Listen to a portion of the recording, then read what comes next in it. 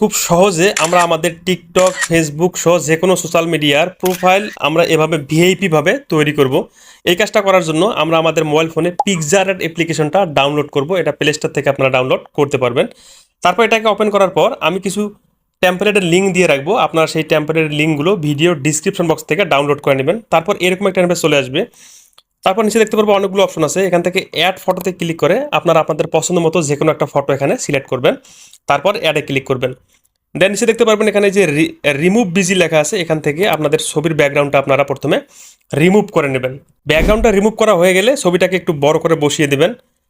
তারপর এই ছবিটার এই নিচে ক্লিক করে অপাসিটিতে ক্লিক করে এখান থেকে এর লেয়ারটা 50% করে দিবেন।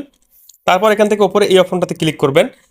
দেন একটু জুম আউট করে নেবেন, নিচেরটাকে আপনারা একটু কমিয়ে দিবেন। তারপর এভাবে এই বাড়তি অংশগুলো আপনারা মুছে দিবেন। এভাবে আপনারা এখান থেকে বাড়তি অংশগুলো সব হাত